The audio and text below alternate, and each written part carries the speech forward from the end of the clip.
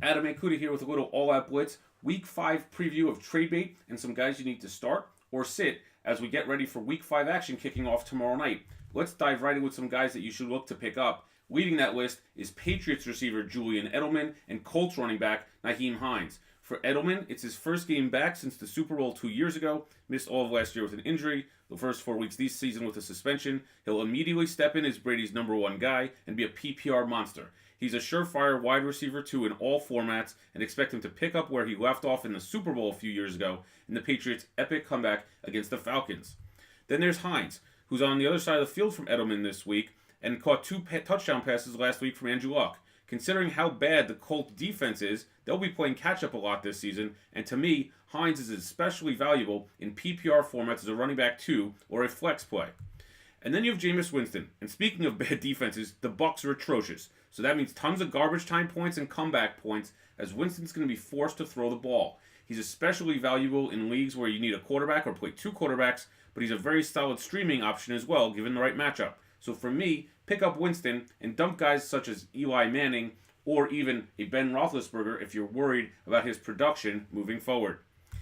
Then there's guys that you might want to cut bait with. On top of that list, Demaryius Thomas, Adrian Peterson, and this guy. Fantastic matchup for this young secondary. Hyde with 5 interceptions, second in the league, as Ingram picks up the first down into Bills territory. How much of a role is Ingram going to have? Now Ginn shifts into the backfield. It's Ingram inside the 20, stays on his feet, and is finally tackled at the 5-yard line by Jordan Poyer. Be the challenge. The same could be said for Adrian Peterson, who's a talented running back and had a great start to the season. But at what point is his body going to break down? I think that's coming sooner rather than later. So to me, I would sell high on a guy like Peterson and see what you can get to improve your team other places. And then there's Jared Cook, who busted out last week with over 100 yards and 2 touchdowns against the Browns. And if you happen to have 2 solid tight ends, then good for you, because most people do not this season. The fact of the matter is the tight end position has been decimated by injuries, and to me, Jared Cook is a top option, especially considering how much the Raiders are in need to throw the ball this season. So right now, Cook's a very valuable option to trade, and again, improve your team in other areas if possible. Now let's dive into some guys that you want to start this week in the right matchup.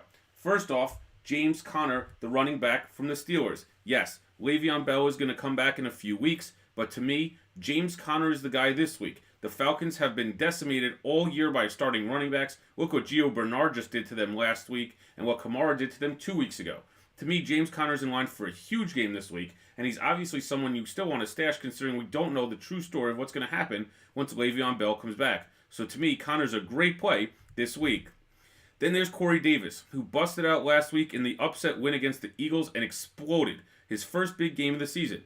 Now he gets to dominate the Bills, who are just terrible on both sides of the ball right now. To me, Davis is a sneaky good play, and if you could grab him on your team and play him this week as a wide receiver too, I think that's a major win for you.